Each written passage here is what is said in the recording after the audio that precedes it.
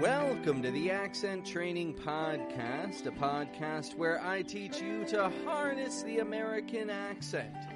I teach you to use it for yourself. We take things one step at a time in this podcast. This isn't something that you're going to learn overnight. No, honestly, it takes years of dedication.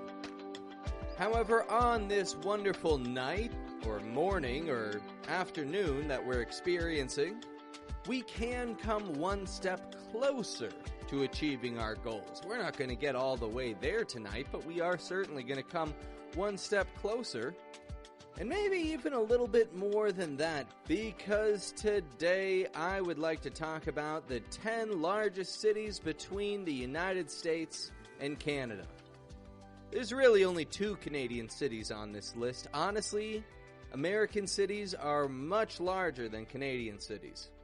However, Canada has a couple of metropolises, a couple of cities with over 1 million people. And so we're going to just break down a couple of those today and see how we can get used to the pronunciations of them. And you may travel to these cities, you may live in one of these cities, or you may find yourself passing through sometime. And when you're trying to purchase a plane ticket or just direct your way through the airport, it's a little bit easier when you're traveling if you can pronounce the name of your destination in the way that a listener is anticipating. So let's break down 10 of the largest American and Canadian cities and prepare ourselves for any future trips across the United States or Canada. Now we'll get into that lesson. And before I do, I've just got to quickly remind you that it is essential that you hit the subscribe button. Why is it essential? Well, it's essential to your spoken English. You are going to speak better. You're going to understand better and more confidently if you are subscribed to this podcast. Why is that exactly? Well, this is because you will be the first to know amongst all your friends and peers whenever a new episode comes out. And that's going to give you unimaginable advantages in the workplace. Maybe your company will be talking about doing business with one of these cities that we're talking about here today, right? I'll give you an example. How about Montreal? Suppose that your boss is looking to send someone to Montreal for business. Beautiful, historic, French-Canadian city. And in a meeting, everybody keeps on saying Montreal, Montreal, something like that. But then you step in like a superhero and you say, hey folks, it's actually Montreal, Montreal. And it's Canada's second largest city. Everybody is going to be amazed by that. And you will, of course, be the first person on your boss's mind to send to Montreal on this business trip. And I wouldn't be surprised if they were so impressed with you that they even paid for you to see Cirque du Soleil and maybe gave you a little extra spending money to go have some fun and take in the culture. All because you were the first to know about this podcast. All because your colleagues were not aware of the fact that it's called Montreal instead of Montreal. You were able to impress your boss, and you'll find new opportunities as a result. So hit subscribe, my friend, and take control of your spoken English. And if you're looking to take your English further than that because you're a brilliant person and you want to excel in your brilliance, then don't hesitate to click the link that's in the description. This will lead you to my video course where I will teach you essential skills in developing an American accent. All right, well, let's get into our session for today. I apologize if it sounds like the audio's changed in any way at all. If it sounds like there's a little bit of an echo, I am now in central Mexico. I was in northern Mexico. I've come down to the central part of Mexico to see some family down here. A couple of birthdays to celebrate. We're having a good time. And, well, I figured I got to keep this work up. I got folks who are looking for a lesson. People want to learn. So I got to keep making these episodes. So no time to take a break. Let's get right into 10 of the largest American and Canadian cities. 8 American cities. There's only 2 Canadian ones on here. Canada doesn't have nearly as many large cities as the United States, and the ones that are large, they don't really compare in size to American cities. American cities are big. They are really big. Canadian cities, there's some big ones, as we'll see, but they're not nearly as many.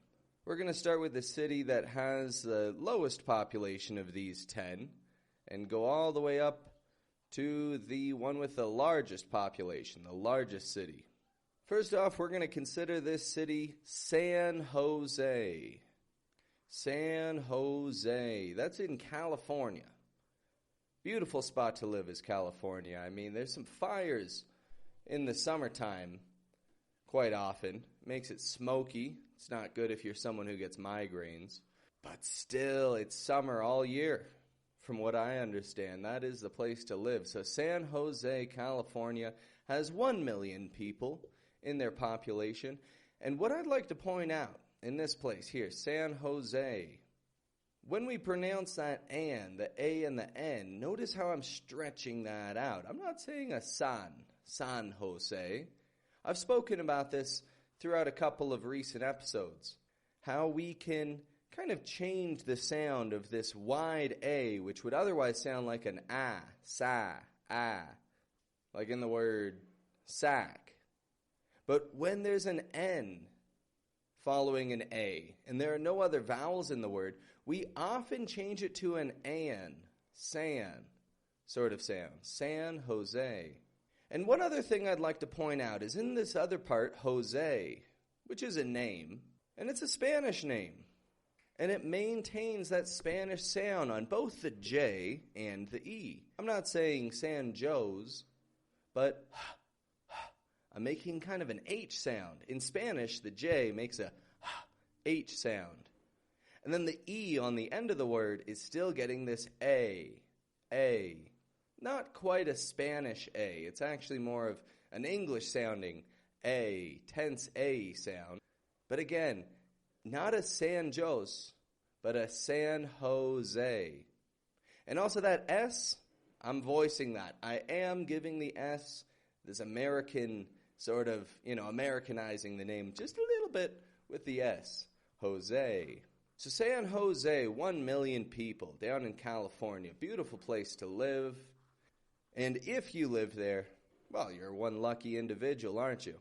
All right, next up on the list, Dallas. I know I've got listeners in Dallas.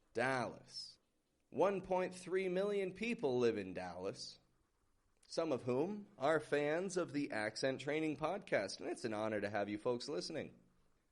So notice when I say this, Dallas, I'm not giving it a Dallas. It's getting a schwa, is. That schwa, very weak, reduced vowel sound. Whereas the A, that is stretched out, and it does get stress, and it's kind of strong in its sound. Dallas. So 1.3 million people living in Dallas. And for those of you who live there, who listen to the podcast, thank you for your time. Thank you for listening. And if you haven't been saying your city the same way that I said it just now, not a big problem. Just get a feel for it. Practice it. Getting it strong in the beginning, da. And then that A on the ending, totally reduced to just an this kind of sound. Dallas, Texas. Wonderful state, Texas. Absolutely enormous. Beautiful place. Very nice people. They'll give you a little southern hospitality down there. That's what they call it down in Texas. I really like it. Texas, Georgia, Louisiana. They're real friendly folks. And then if you comment on it and you say, you guys are really nice people around here. I really appreciate it. Thank you for welcoming me with open arms. They'll say, oh, yeah, you're always welcome to a little southern hospitality. Little southern hospitality. That's what I had gentleman from Georgia tell me that once. Yeah, a little southern hospitality down in Georgia. Southern hospitality. Very friendly people. Okay, next up on the list, back to California again. California has a lot of large cities. And this one has 1.4 million people. It's right on the border with Mexico. And it is called San Diego. San Diego. We have a modified wide A on that San. I'm not giving it just a San Diego, but San. Stretching it right out. Getting that an sound in there. The E in Diego. That's the stressed part of the word. That's the strong part of the word. Diego. Go. And then it goes kind of flat on that O. San Diego. Now, something that I'd like to mention is the fact that there are tons of cities throughout the United States that have these Spanish-sounding names. I think that half this list has Spanish-sounding names. Do you know why that is? Any idea why that is? I'll tell you why that is. It's because a lot of cities in the United States were originally established by the Spanish. They used to be parts of Mexico. In fact, a huge chunk of the southern and western United States were Mexico at one point. Not even that long ago. I don't know, 100-something years ago. Maybe 140 years ago. I don't know the exact year. But they were parts of Mexico. And that's why when you go to those places, you'll see so many Hispanic people. You'll see so many people speaking the Spanish languages in businesses and communities. These people are not really foreigners. Their families have been there for God knows how long, hundreds of years. Longer than the typical American family has lived there. They're just holding on to their culture. They're holding on to their culture, and God bless them for it. And so if you're someone who's interested in history, and you're in the United States, and you see a city that you really like, and it has a Spanish-sounding name to it, for example, a city starting with like San in the beginning, well, look up the history of that particular city, and I wouldn't be surprised if you find it used to be a city that was a part of Mexico. Then the United States annexed, or essentially conquered, a whole big chunk of that country. I'm talking the entire state of Texas. Okay, not the entire state of Texas, but most of the state of Texas. I think California, New Mexico, Arizona. Take a look. These are not English-sounding names. These are Spanish names. And by the way, San, if you see a city named San, like we see on this list, San Diego or San Jose, San means saint. And then the word that comes after that is the name of someone, the name of a saint. Someone who was particularly important in the Catholic religion. So that's number 3 there. San, with the modified A in the beginning, and then Diego, stretching at that E in the middle, being a Spanish name. Diego. All right, next up on the list, number 4, we've got San Antonio. San Antonio. 1.5 million people live in San Antonio. San Antonio is the closest metropolis to my area in Mexico. A metropolis is a city with over 1 million people. That's all the cities that we're seeing here today.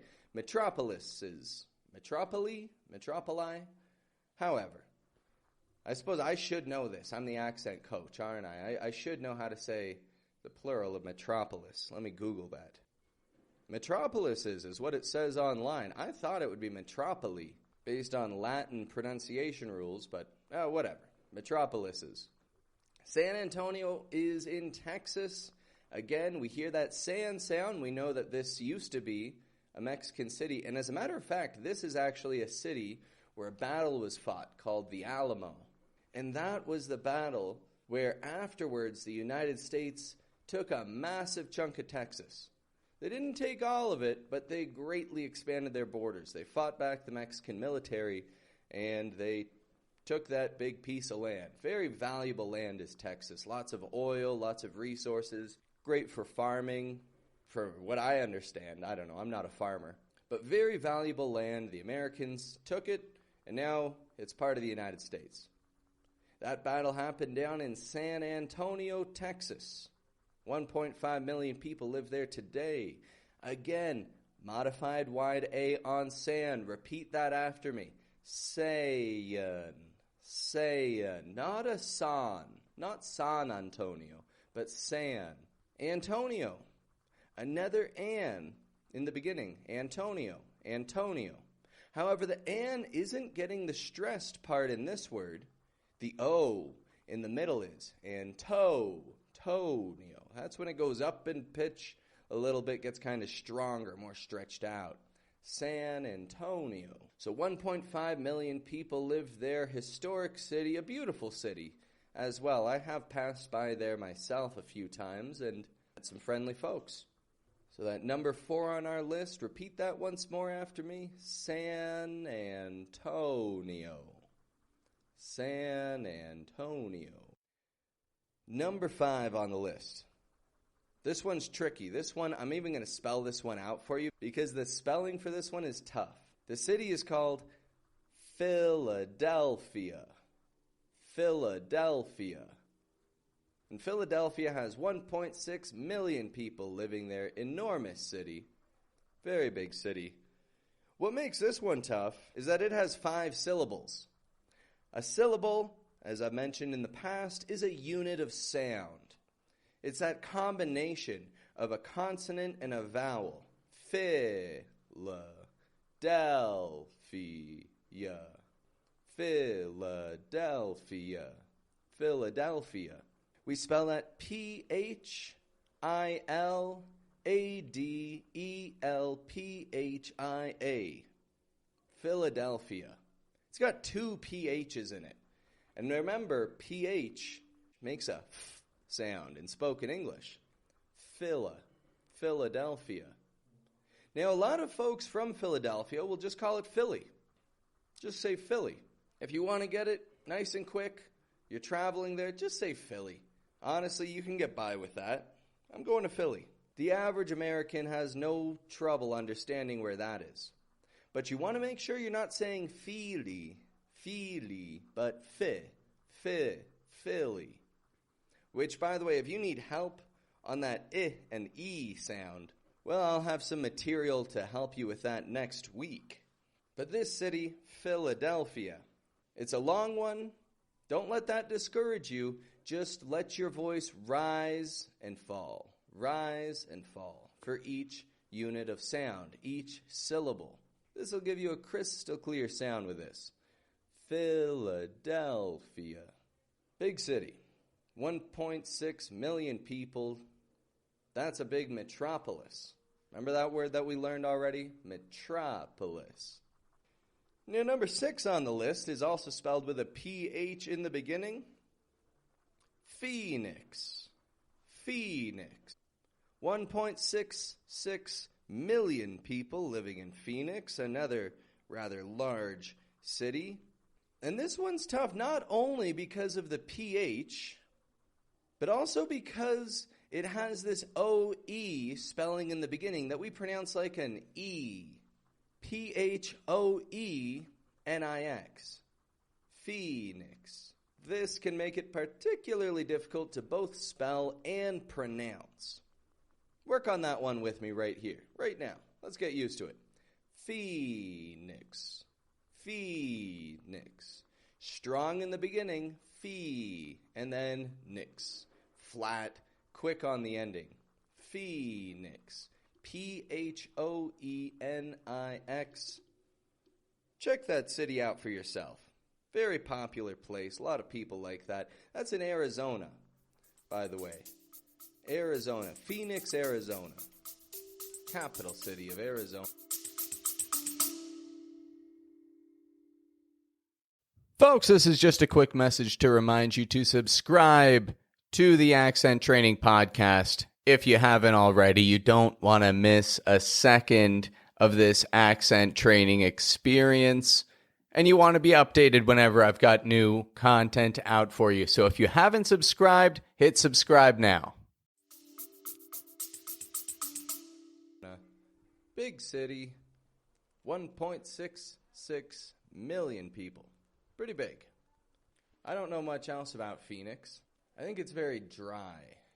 Just when I think of Phoenix, Arizona, I think it's somewhere that, it's like a desert, I think. When I think of Arizona in general, I just think of desert. So Phoenix, Arizona, very dry desert. Beautiful city, though, I'll bet. Everywhere I'm talking about, I'm saying is a beautiful city. However, the next one on our list is truly a beautiful city. Montreal. Montreal. This is a Canadian city. It's the 7th city on our list, and it's Canada's second largest city with 1.78 million people. Montreal. Here's the thing about this one here. That O that's in the beginning turns into a U. I made an episode about this a few weeks ago, about how there are many words spelled with an O that make a U kind of sound instead of making an O sound. A lot of people say Montreal, Montreal. But that O is not going on, but rather un. Just an sort of sound. Montreal. And that TR that's in the middle there isn't getting a tree sound, but a tree. As if it's a CHR. Again, I spoke about that TR combination in the past, episode 50-something, 55, 57, I don't know. But Montreal, we get a ch sound in there, which, just helps us clarify that word. Montreal. And notice again, strong in the beginning in the mon, and then tree. Goes kind of flat. But then y'all goes strong again. Montreal. Now Montreal, a couple facts about Montreal. Montreal is a bilingual city. They speak French and English in this city. The province that Montreal is in is called Quebec. And Quebec is a French-speaking province. You see, the English and the French went to war for Canada for hundreds of years. I don't know how many years exactly, but a long time they went to war to rule over Canada. And in the long run, the English ended up defeating the French in Quebec City in a battle on the Plains of Abraham. In this battle, generals of both sides of the war were killed. There was General Wolfe and General Montcalm. General Wolfe was an English general. General Montcalm was a French general. Neither made it through the battle, unfortunately. However, General Wolfe's side won the battle and took control of Canada. But then, after the English won Canada, or they won that landmass, Canada wasn't a country yet, it was just a colony or a couple of colonies. But after the English won, they had to do something with these French-speaking people that were all living in that area. They couldn't just force them all to speak English. That wouldn't be humane. And the French do have a different culture from the English. Beyond the language, the religion is different. The foods are different. Their sports that they play maybe are different. Their hobbies and rituals and customs are different from those of their English neighbors. And so they just kind of said, all right, well, with Quebec, the province of Quebec, this enormous area in Canada, they said, okay, you folks, maintain your language, maintain your religion, maintain everything, your practices, whatever you like. But if you want to continue living in this area, you've got to follow our rules. Most of Quebec, the province of Quebec, most of it is French-speaking. 99% of it is French-speaking. There are some English-speaking areas in Quebec, but they're very few and far between. Montreal, however, is a bit of a middle ground. It's a beautiful, historic city, lovely culture, beautiful people there. Long winters. The winter in Quebec is very long, and it's very cold. Lots of snow. It's colder in Quebec than it is in my city. But honestly, I've mostly been to Quebec in the summertime or in the spring. And like Montreal, I've been there in the summertime a few times, and that's a city worth visiting. If you're someone who has never been to Canada, but you're a little bit interested and you think to yourself, where would I go if I were to go to Canada? honestly, Montreal, great place to check out. Great place. I definitely add it to your list. Lots of culture, lots of wonderful people, and it is different. It has a different feel when you're in these French areas, a different vibe, we would say, than English-speaking areas of Canada or English-speaking areas of the United States. Montreal. Check it out. And when you catch that plane to Montreal, don't give it a Montreal or a Montreal, but a Montreal. O becomes a U, and TR becomes a CHR, kind of CHR sound in pronunciation. Now, the next city on our list is Canada's largest city. And this is actually my city. It's Toronto. Toronto. This is the city that I come from. I wasn't born in Toronto, but there's no point in telling you the city I was born in because you wouldn't know it. And that's not going to be productive. But I did live in Toronto for a good few years. And I loved my time there. And I'd like to point out how in this city here, Toronto, the T-O-R is becoming a chur sound. Not a Toronto, but a chur, Toronto. Much like how in Montreal we saw a very similar thing, right? A TR became a chur. Well, in Toronto, our 8th city on the list here, with 2.9 million people, enormous city for Canada. For Canada, it's an enormous city. I know for other countries, that's a regular city. But for Canada, that's an enormous city.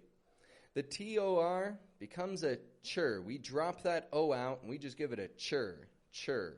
And then notice the second T in there also vanishes. This is one of these vanishing T's. Again, hey, you want to learn about vanishing T's? Check out my video course, and I'll tell you all about vanishing T's. And there's a link in the description that you can use to check that out. But that T-O-R, chur, O-N-T-O, ono. Not an onto, but an ono. So instead of going Toronto, just give it a quick Toronto.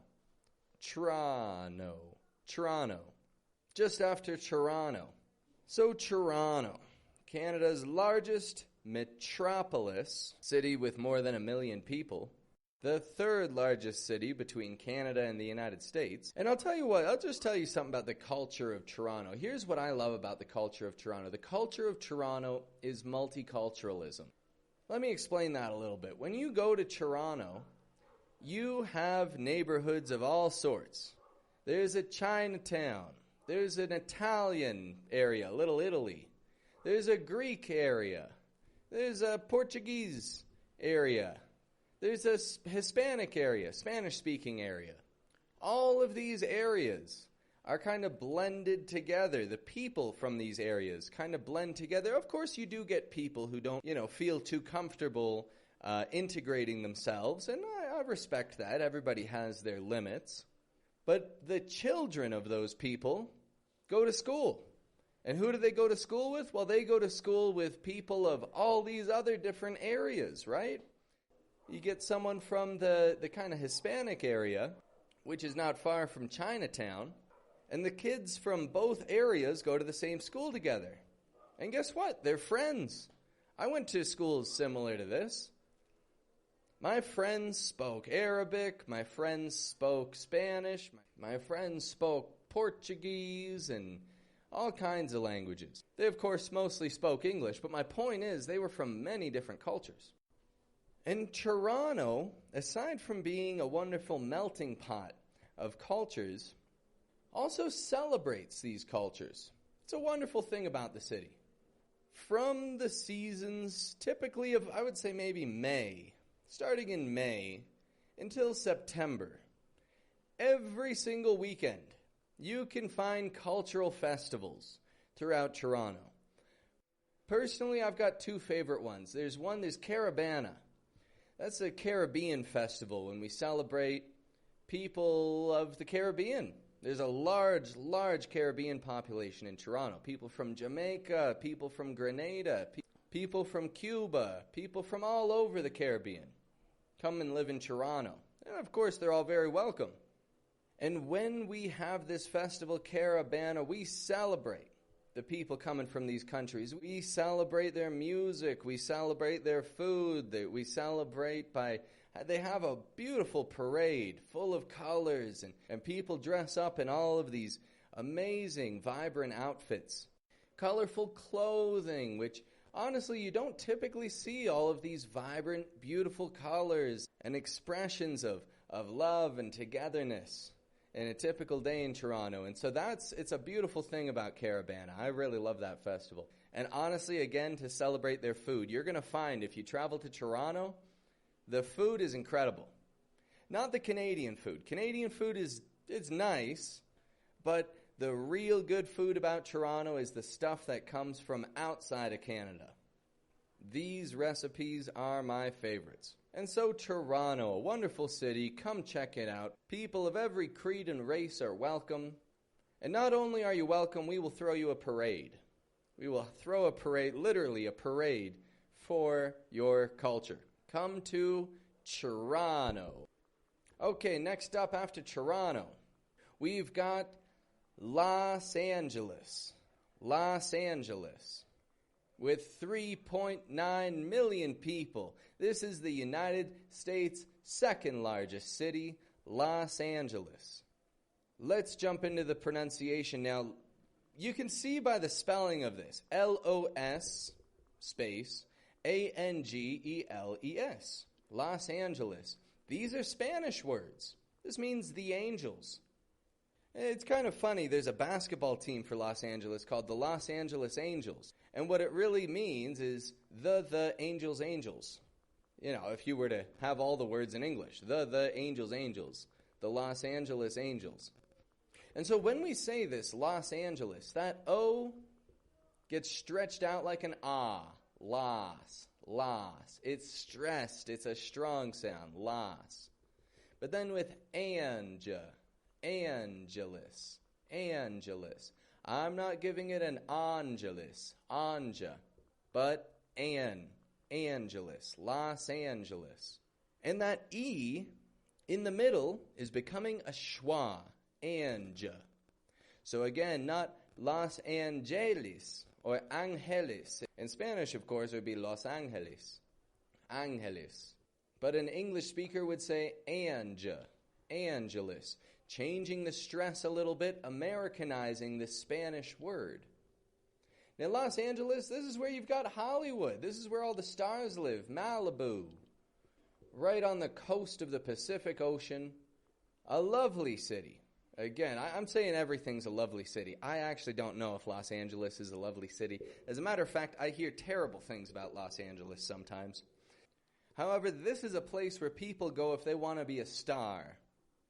This is, of course, a place of many successes over the last 100 years or so. People from all over the world have come to Los Angeles to star in movies or to become famous artists. You know, maybe they're already talented artists, but they go to Los Angeles to show off their skills and become wildly famous. Of course, it's also a place of broken dreams, where people move to and spend their entire lives trying to become an actor, but end up working in a car wash, or, end up taking a different career path. And that's bound to happen. But hey, you gotta try, you gotta try, you gotta get out there and give it your all. And so hey, if you're someone who thinks that you got what it takes to become an actor, go check out Los Angeles. And by the way, something that I'd like to point out real quick, something that's changing in the English language, is the words actor and actress. When I was a child, the word actress was used to refer to a woman who acts. Like a woman who, acts in movies or plays, acts on Broadway. However, it's redundant. Actor and actress, it's the same job, isn't it? And so these days, people don't actually say actress that commonly. They just say actor for both men and women. I'm sure there are people out there that would debate that with me. I'm just going to go ahead and say an actor for everybody because I agree with it. It's like, hey, it's a job. Like, you don't say doctor and doctoress or teacher and teacheress. So why would you say actor and actress? Doesn't make sense to me. Just actor. Call everyone an actor. And Los Angeles, that is a city where actors go to become famous. You want to be more than just an actor? You want to be a star? You go to Los Angeles. And then our 10th city, and as a matter of fact, the largest city in terms of population between Canada and the United States, is New York. New York. With 8.4 million people, New York City is the largest city in the United States. Now here's the thing about New York. I talk a little bit about stress. I talk about the strong and weak parts of words. When I say New York, New York, I'm putting stress on the York part, right? The new is kind of quieter. New York. Going to New York for the weekend. New York. Now here's the thing though. If we add the word city onto that, the stress changes a little. New York City. Instead of stressing the York, I now stress the new. New York City. New York City. Now, New York is also the name of the state. Sometimes if you just say New York, people may interpret it as the state of New York, a place in the northern United States bordering with Canada. As a matter of fact, Toronto is only about 10 hours drive from New York. So if you're someone who's, maybe off on an adventure throughout North America, you could take an easy drive. First go Montreal. From Montreal to Toronto, it's maybe 6-7 hours. Toronto to New York, about another 10 hours. That's not a bad road trip, right? Take a week or two, make that trip, enjoy your time in each city. Do it over the summer. Honest, make this kind of trip over the summer. This coming summer, July. Get out there. Montreal, Toronto, New York City. Why not? So I want to tell you a little bit about history. A little bit of the history of New York. New York was once called New Amsterdam. New Amsterdam. New York was originally established by the Dutch. It was not originally created by the English. And so, the Dutch called it New Amsterdam. Amsterdam is the financial powerhouse of the Netherlands, whereas New York City is the financial powerhouse of the United States. This is where all the money comes in, all the business is done here, all the trading in New York City. And the English wanted that. The English saw that, hey, these Dutch fellows created a city that's growing quickly. It's got strong ports and it's very prosperous. Let's go take it from them. And they did. They did indeed. And as a matter of fact, the street in New York known as Wall Street, this is the street where all the big banks operate, where stocks are traded, where billions and billions of dollars pass through every single day. Wall Street, New York City. Wall Street used to be an actual wall. Wall Street was the wall around New Amsterdam. This was the wall designed to keep out the English. And then the English took it over, knocked down the wall, and turned it into a street. And now this is the street where people make money. And I guess people lose a lot of money there too. When money's moving around, there's a lot of winning, a lot of losing.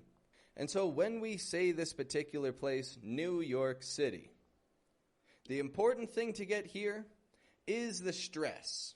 The pronunciation of this isn't particularly difficult. I know it has an R, and R's are tricky. And I know it makes that ooh sound in new. And I'll have to make an episode about that ooh sound in the future. But for now, just consider this. The stress. If you just say New York, we stress the York. It's not New York. I'm going to New York. No. I'm going to New York, stressing the York. But if you want to clarify, and if you want to add the city onto that, then the stress changes. New York City. New York City. Strong weak, New York City, with a flap T in that word city. So there we have the 10 largest cities between Canada and the United States. Let's read through those once more, and then we'll wrap this one up. We've got San Jose with 1 million people. Dallas, Texas, 1.3 million people. San Diego, California, 1.4 million people. San Antonio, 1.5 million people. That's in Texas. Philadelphia, that's in Pennsylvania, in the northern United States, 1.6 million people.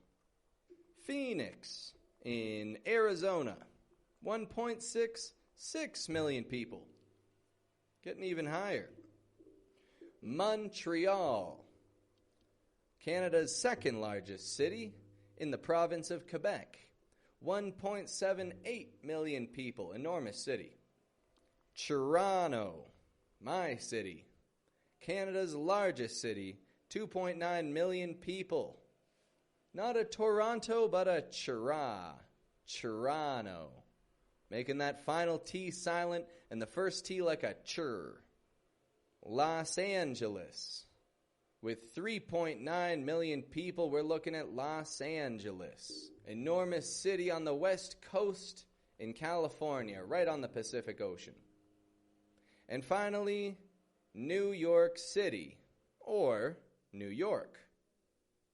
8.4 million people living in New York. Wonderful city. I don't know enough about New York, but I guess I know a little history. That's a good thing.